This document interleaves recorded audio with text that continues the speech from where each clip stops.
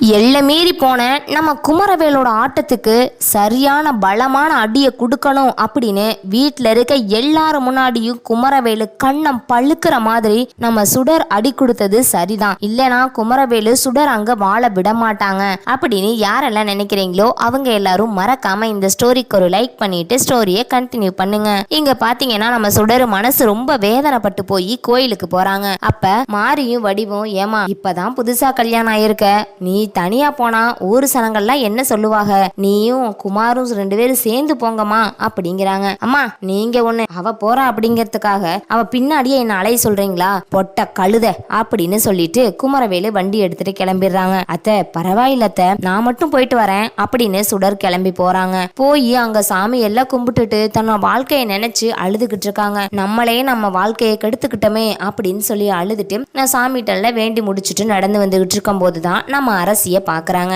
அரசி இங்க சுடரை பார்த்துட்டு, என்ன நல்லா இருக்கீங்களா அப்படின்னு சொல்லி கேட்ட உடனே சுடரும் வார்த்தைக்காக நான் நல்லா இருக்கேன் அப்படிங்கிறாங்க. அது எப்படி நல்லா இருக்க முடியும், அவன் எந்த பொண்ணு அவனை கல்யாணம் பண்ணி நிம்மதியா இருக்க போகுது, அவன் அந்த அளவுக்கு ஒரு சைக்கோ, என்கிட்ட கேளு, அவனை பத்தி எல்லாம் புட்டு புட்டு வைப்பேன். ஏன் பணத்துக்கு ஆசைப்பட்டு அவனை கல்யாணம் பண்ணிக்கிட்டியா, அவனெல்லாம் இப்ப மட்டும் இல்ல எப்பயுமே திருத்த முடியாது, அவன் ஒரு சைக்கோ அப்படின்னு சொல்றாங்க. என்னது சைக்கோவா, அதெல்லாம் ஒண்ணு இல்ல, அவர் என்ன ரொம்ப நல்லா பாத்துக்கிறாரு அதானே, இப்ப தெரியாது அவன் எப்ப சைக்கோவா மாறுறான் எப்ப நல்லவனா இருக்கான்னு யாருக்குமே தெரியாது, நீ எல்லாம் கஷ்டப்பட வேண்டிய காலம் இன்னும் நிறைய இருக்கு, இப்பயே உசுன்னு உட்காந்துட்டா எப்படி அப்படின்னு சொல்றாங்க. அதுக்கப்புறமா நம்ம வீட்டுக்கு வந்த சுடரு பெட்ல படுத்துக்கிட்டு அழுதுகிட்டு இருக்கும் போது நம்ம தங்கமயிலு வராங்க.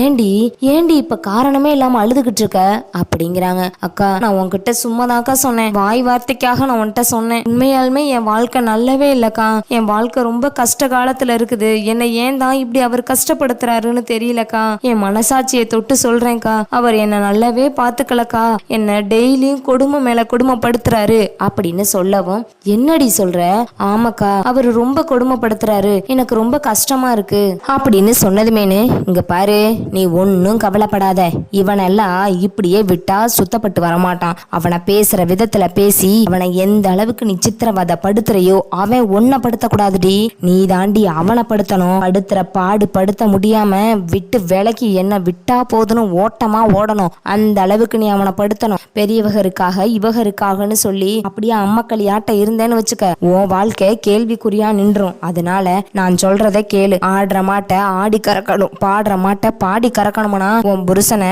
கொட்டத்தை அடக்கிறதுக்கு அவன் மாதிரியே திமிருத்தனமா போனா மட்டும் தாண்டி முடியும் அப்படின்னு சொன்ன உடனே, அக்கா அதுக்கு என்னக்கா பண்ண முடியும் அப்படின்னு அழுதுகிட்டு இருக்காங்க. இதுக்கப்புறமும் ஒன்னும் தெரியாம இருந்தேனா என்ன மாதிரியே 1 மாசத்துல வீடு வந்து அம்மா வீட்டுலதான் பொல போட்டுற மாதிரி இருக்கும், அவனை எப்படி அடக்கணுமோ அப்படி அடக்குடி அப்படின்னு சொல்லிட்டு கிளம்புறாங்க. அதுக்கப்புறமா இங்க பாத்தீங்கன்னா நம்ம மாறி வடிவும் கிச்சன்ல இருக்கும்போது நம்ம சுடர் போய், அத்தை உங்க பையன் இப்படி எல்லாம் பண்றாரு, எனக்கு கஷ்டமா இருக்கு, அவர் ஏன் இப்படி எல்லாம் பண்றாரு அப்படின்னு அழுகுறாங்க. அப்ப உடனே அவன் வரட்டுமா, நான் அவனை என்ன பண்றேன்னு மட்டும் பாரு அப்படிங்கிறாங்க. ஏண்டி அவர் சொல்லியிருக்காரு யாருக்கிட்டையும் சொல்லாத, சொன்னா உன்னை நரக வேதனை அனுபவிக்க வச்சிருவேன்னு சொல்லியிருக்காருத்த அப்படிங்கிறாங்க. நீ ஒன்னும் கவலைப்படாதமா அப்படின்னு எல்லாரும் அவங்களுக்கு இந்த அமைதியா இருக்க சொல்றாங்க.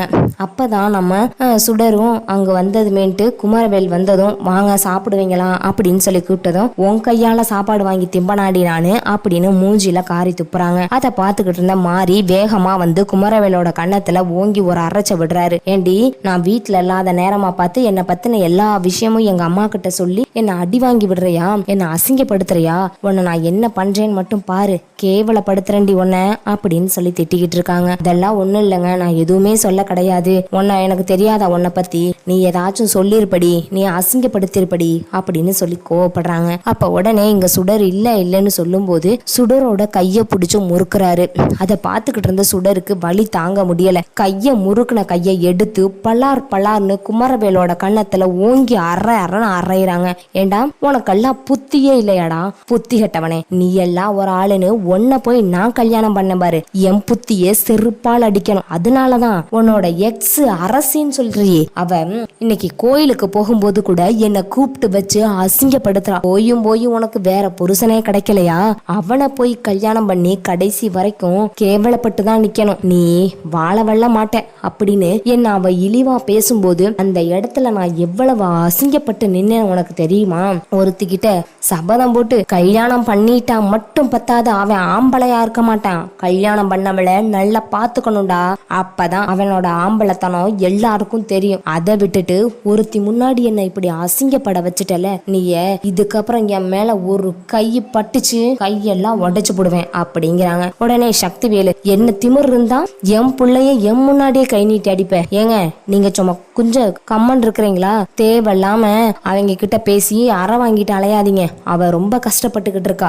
இப்படிதான் அடக்குற மாட்டை அடக்கணும். நீங்க கொஞ்சம் வாயை மூடுங்க. அவளோட வாழ்க்கை அவ ஸ்டெப் எடுத்தா மட்டும்தான் முடியும். நீங்க சொல்லி பார்த்தும் அவன் கேட்கல, நான் சொல்லி பார்த்தும் கேட்கல. அப்படி இருக்கும்போது நம்ம இப்படியே விட்டோம்னா நம்ம புள்ள கடைசியில வாழாம ஒண்ணும் இல்லாம வீடு வந்து சேர்ந்துருவான். சொல்றது புரியும் நினைக்கிறேன். இப்ப பேசினாளுகளே அவளுக எல்லாரும் நம்ம புள்ளைய அசிங்கப்படுத்துவாளுக. இதெல்லாம் உங்களுக்கு தேவையா? நம்ம உங்க வேலை என்னமோ அதை மட்டும் பாருங்க.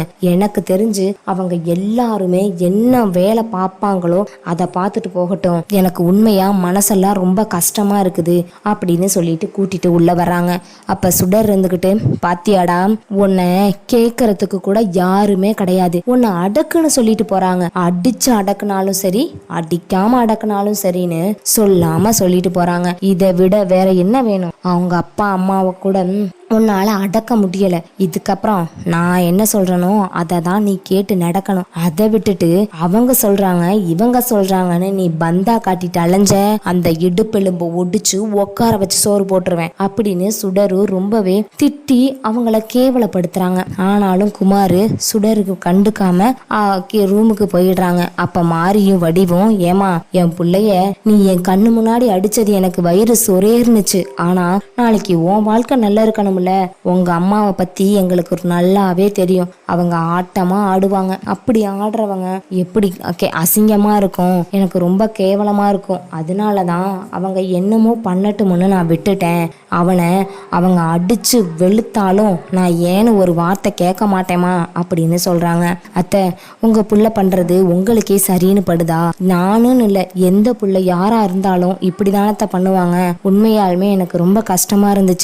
அதனாலதான் நான் அவ என்னை கிண்டல் பண்ணதை நினைச்சு ஒவ்வொரு தினமும் நொந்து விந்துகிட்டு இருக்கிறதுக்கு என் புருஷனை நானே திருத்தலான்னு முடிவு பண்ணிட்டேன். என் புருஷன் ஒரு ஆளே கிடையாது, அவன் ஒரு ஆம்பளையே இல்லைன்னு அரசி கல்யாணம் பண்ணாம இருந்தா. ஆனா இவரை நம்பி நான் கல்யாணம் பண்ணேன். இவரு கடைசி வரைக்கும் எனக்கானவரா இருக்கணும். நான் எனக்கு ஒண்ணுனா அவர் துடியா துடிச்சு போயிடணும். அப்படிப்பட்ட ஒரு ஆளா நான் மாத்தனோத்த அப்படிங்கிறாங்க. நீ சொல்றதும் சரிதாமா. என் புள்ள முன்னாடிலாம் நல்லாதான் இருந்தான். இப்ப அவனுக்கு என்ன ஆச்சுன்னே தெரியல. எப்ப பார்த்தாலும் மனசு வேதனைப்பட்டு போயே இருக்கான். அவன் ரொம்ப நல்லவன் அத்தை, நீங்க வேணும்னா சொல்லுவீங்க அவன் ரொம்ப நல்லவன் அப்படி இப்படின்னு. ஆனா உங்க பிள்ளைய நினைக்கும் போது உண்மையாலுமே எனக்கு கோவம் தாத்த வருது. வேற எந்த பொண்ணா இருந்தாலும் விட்டுட்டு ஓடி இருப்பா உங்க பிள்ளைகிட்ட இருக்க முடியாம. ஆனா நானு எல்லாத்தையும் மனசுல வச்சு வேதனைப்பட்டுக்கிட்டு வாழ்ந்தே தீரணும்னு உங்க பிள்ளை பின்னாடியே இருக்கேன். அப்படி இருக்கும்போது என்னோட கஷ்டத்தையும் அவர் புரிஞ்சுக்கணும்லத்த.